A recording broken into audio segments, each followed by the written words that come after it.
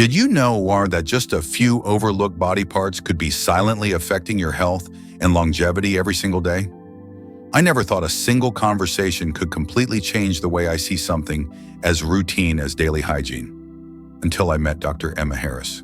With over 30 years dedicated to caring for older adults, she didn't just share knowledge, she opened my eyes. She revealing that many seniors, despite their best efforts, are unknowingly skipping vital parts of their hygiene routine. Parts that could quietly sabotage their health and even shorten their lives. What truly shocked me was one specific area, a body part we all use every single day. Yet an astonishing 87% of Americans either clean it the wrong way or not at all. Stick with me because by the end of this video, you'll learn 5 small hygiene habits that can help you breathe easier, walk stronger, sleep better, and maybe even live longer. Welcome back to Signs of the channel where we help you age with grace, strength, and joy. If you're over 60 and care about your health and well-being, you're in the right place. Make sure to subscribe, turn on notifications, and comment "I'm here" if you're ready to take charge of your golden years. Now let's dive in, and let's the first about the tongue, the forgotten gateway to health. Interview Frank. He never expected a dental checkup to change his life. At 72, the retired firefighter still had the discipline of his younger years. Up at 6 a.m., daily walks with his German Shepherd, brushing his teeth twice a day. But something always lingered, the metallic taste in his mouth, and a breath that no amount of toothpaste could fix. He'd laugh it off at coffee with his friends, but deep down, it embarrassed him. Then came the moment of truth. During a routine cleaning, his dentist leaned back and looked concerned. "Frank," she said, "you're doing a great job brushing, but we need to talk about your tongue." That was the day Frank learned what so many seniors don't know. Your tongue isn't just a bystander in oral hygiene, it's a breeding ground. Over 700 species of bacteria live on its surface. Some help digestion, yes, but others? They fuel inflammation, cause bad breath, and even seep into your bloodstream. What shocked Frank most was this. Research shows that tongue bacteria, if left unchecked, may be linked to higher risks of heart disease and diabetes, the very conditions he'd spent his retirement trying to prevent. So the next morning, Frank bought a tongue scraper. He stood in front of his mirror, awkward at first, and gently pulled the scraper from the back of his tongue to the front. The result? A thin coat of white gunk. It was unsettling and eye-opening. 3 weeks later, something changed. His morning coffee tasted richer, his bad breath vanished. His wife, who'd always been tactful, noticed too, but most surprising of all was how much better he felt overall. "It's like a fog lifted," he told his walking group, "like my body's not working overtime to fight something invisible. Tongue scraping takes less than 3 minutes a day." Yet for seniors like Frank, it's not just about hygiene, it's about dignity, about not fearing a conversation because of breath, about tasting food fully again, about feeling lighter, fresher, more alive. And here's how to do it. Before breakfast and again before bed, use a tongue scraper or soft bristled toothbrush. Gently scrape from back to front 3 to 4 times. Don't press too hard. Rinse your mouth afterward. Bonus tip for you. If you're just starting out and have a sensitive gag reflex, begin at the middle of your tongue and gradually work your way back over time. Your taste buds and your health will thank you. And remember, for older adults, improving taste perception can also improve appetite, which leads to better nutrition, energy, and mood. Frank now says his tongue scraper is as essential as his walking shoes. "It's not glamorous," he laughs, "but it might just be saving my life." The next is feet, your foundation of mobility. If you had asked Marjorie 5 years ago whether her feet mattered to her health, she would have shrugged. "I'm not a ballerina," she'd chuckle.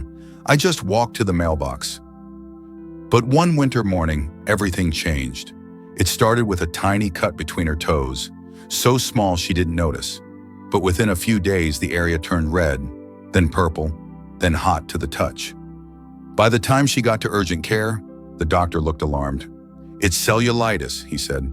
"It's spreading fast. You're lucky you came in." Marjorie, at 77, had never felt more vulnerable. An infection? From something so simple?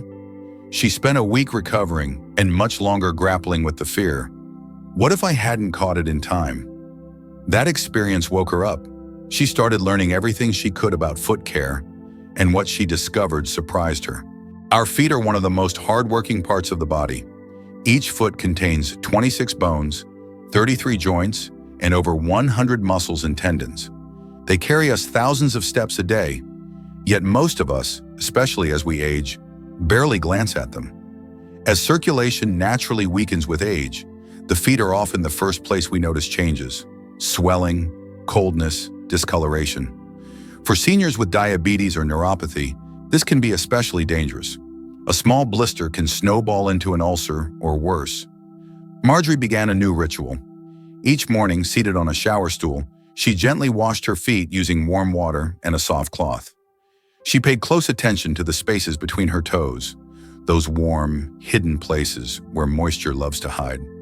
Afterwards, she dried them thoroughly with a clean towel, patting, not rubbing, the skin dry, especially between the toes. Then came the moisturizer, a small dab on the soles and tops, not between the toes, to keep the skin supple and prevent cracking. She started checking her feet every week for cuts, color changes, or swelling. Over time, something remarkable happened. She felt stronger. Her balance improved. She began walking longer distances, even joining a senior walking club.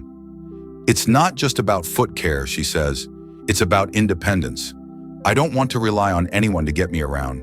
My feet are how I stay free. She's not alone. According to geriatric specialists, regular foot hygiene improves mobility, reduces fall risk, and even boosts confidence. Clean, cared-for feet feel better. And when your feet feel good, you move more. And movement, as we know, is life. And from Marjorie's story, I will give you a valuable daily lesson for your feet.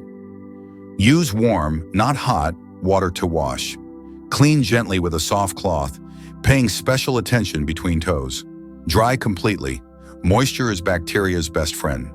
Moisturize the tops and soles, never between the toes. Check weekly for cuts, bruises, or color changes. Bonus tip for you: elevate your feet for 10 to 15 minutes daily to help reduce swelling. And if you wear shoes for long periods, opt for breathable materials and avoid walking barefoot, especially outdoors or in public showers. Marjorie now jokes that her foot care routine is like a mini spa day, but behind her humor is wisdom. I spent my life caring for everyone else. Now I'm caring for me, and it starts with my feet. The third is armpits, the silent support system. If you had asked Olivia 10 years ago whether her underarms played any role in her overall health, she would have laughed. A retired teacher and active grandmother of 6, Olivia was diligent about her hygiene. But she couldn't figure out why her underarms would sometimes itch, develop rashes, or feel unusually sore, despite using expensive deodorants and soaps. One day at her local community center, she attended a wellness workshop out of curiosity. There, a lymphatic health specialist gave a talk titled, "Why Your Underarms Matter More Than You Think." The information struck a chord so deep it changed how Olivia viewed her own body forever. Our armpits are not just places where sweat accumulates. They are vital hubs for the lymphatic system, which is responsible for removing toxins from our body. In each armpit, there are more than 20 lymph nodes working hard to filter out waste and pathogens.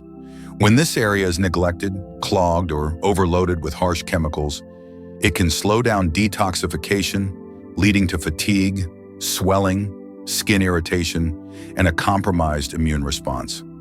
Olivia remembered those mornings when she'd wake up feeling sluggish and mentally foggy, like she hadn't truly rested. She used to chalk it up to aging, but after switching to a gentler underarm care routine, those symptoms began to fade. Her new approach was simple but transformative. Instead of using heavily scented deodorants loaded with alcohol and aluminum, she switched to a natural, fragrance-free bar soap. Every morning in her warm shower, she gently cleaned her armpits using slow circular motions with a soft cloth, first one side, then the other, lifting her arm completely and making sure to clean all angles. "It was like cleaning the lens of my glasses," she described.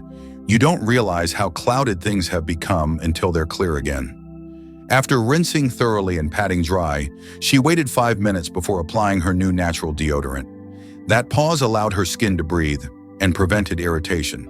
3 weeks into the change, her rashes were gone. Her energy was better. Even her sleep improved.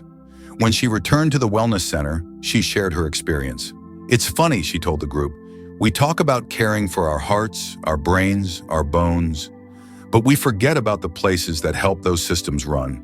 Doctors agree the lymphatic system has no central pump. It relies on movement and care to function properly. When lymph nodes in the underarms are clean and healthy, your whole body benefits. And tips for daily underarm care here is: use a mild, unscented soap free of alcohol or irritants. 1 gently scrub in circles with a soft cloth, reaching all areas under your arm. 2. Rinse thoroughly and dry completely before applying deodorant. 3. Choose deodorants without aluminum or parabens, especially if you have sensitive skin. Bonus tip for you: once a week, use a warm compress or gentle underarm massage to help stimulate lymph flow. It's relaxing and beneficial. And about Olivia, she now swears by her new ritual: "It's the 5 minutes of my day where I'm not rushing or worrying, just caring, just being kind to myself." And maybe that's the greatest lesson. Sometimes the smallest acts of self-care are what truly keep us going. And let's come to the next part, which is nose, the gateway to clean breathing. Meet Gerald. He had always considered himself a healthy man. At 81, he took pride in staying active, walking 2 miles a day, eating home-cooked meals, and volunteering at his local library. But despite his good habits, something didn't feel right. Every morning he woke up congested. His breathing felt labored. Nights were the worst. He'd toss and turn, waking up dry-mouthed and groggy. "I thought it was just part of getting older," he admitted. "You get slower, you breathe harder, and you live with it."